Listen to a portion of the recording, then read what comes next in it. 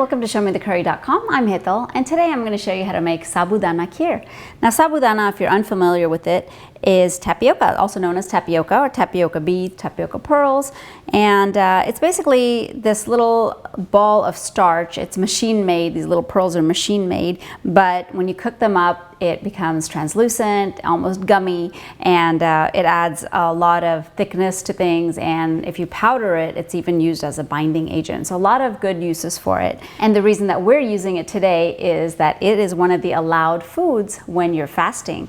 A lot of times we're looking for desserts when we're fasting, and something like rice kheer would be not allowed because rice is not an allowed food for fasting, and this is a great replacement. It's also a quicker recipe, so it's going to cook up a lot faster than rice kheer, and pretty simple ingredients and pretty simple process. So here's what we did with the tapioca pearls. I have a half a cup of the dry tapioca, which I soaked in water for about 2 hours. Now, you don't have to soak it about 2 hours. You can even get away with maybe an hour or so, but basically the tapioca pearls kind of double in size and they get really fluffy like this.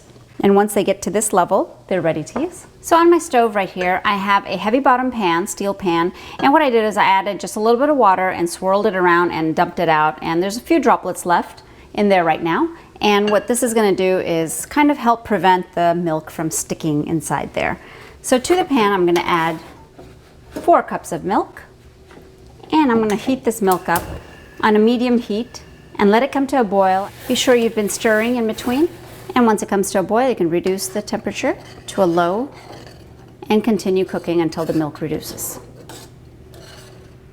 And add a few strands of saffron. Gives it a nice flavor and color. And we're going to add about a 1/4 cup of sugar. And that's to taste. You can sweeten it up more. You can try it and sweeten it up as you go. But we're going to start with about a 1/4 cup. And once the sugar is melted in, we can add our soaked tapioca or sabudana. And as the tapioca or sabudana cooks, it's going to get translucent and then almost like a clear shade. And it also becomes a little gummy, and the whole mixture will start to thicken up. You can see in just a few minutes, it's already starting to thicken up. We can add a tablespoon or 2 of dried nuts. I have pistachios and cashews. And once the kheer has been cooking for about 10 minutes or so, you can see it's thickened up. We can go ahead and add in some crushed cardamom powder. And that's gonna produce an amazing fragrance. So the Sabudana Kheer is ready to serve. Now there's a couple of things that you want to remember when you're making this, is that it can be served hot or it can be served chilled. So the natural tendency for sabudana or tapioca when it chills is to get thicker and thicker and thicker. So I like mine chilled, so I like to keep it a little on the liquidy side so that when I actually chill it and it comes out of the refrigerator, it's not just a big clump. So you don't want it like that. But if you kind of keep it a little liquidy like this, then when it comes out of the refrigerator, it's got a really creamy and nice texture and consistency.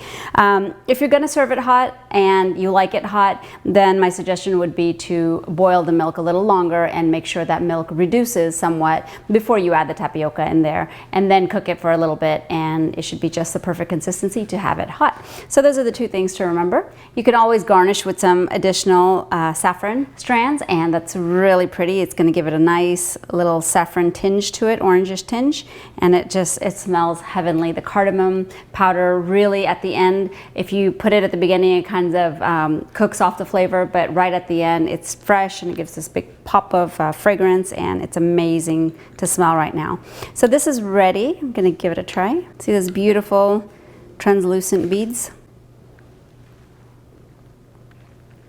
It is yummy. The tapioca pearls just kind of melt in your mouth. It gives a little bit of resistance and then it melts in your mouth. So delicious. Now, like I said, the sugar is completely to taste. When I tasted this again while I was making it, I did add an additional 2 tablespoons of sugar, but a lot of people don't like your sweets very sweet, and so you can scale back or you can add on, completely up to you. So another great recipe for fasting, when you're fasting, or even when you're not. It's a fabulous, easy dessert recipe. You can make this ahead of time and kind of keep it in your fridge and ready for your guests when they come, or even for your family. It's a super easy and super delicious dessert. So if you like this video and you want to see more from us, then please remember to subscribe, because you'll be the first one to know every time we post a new recipe, and it's absolutely free. So enjoy your Sabudana Kheer, and join me again on another episode of ShowMeTheCurry.com. Adding a pinch of spice to your life.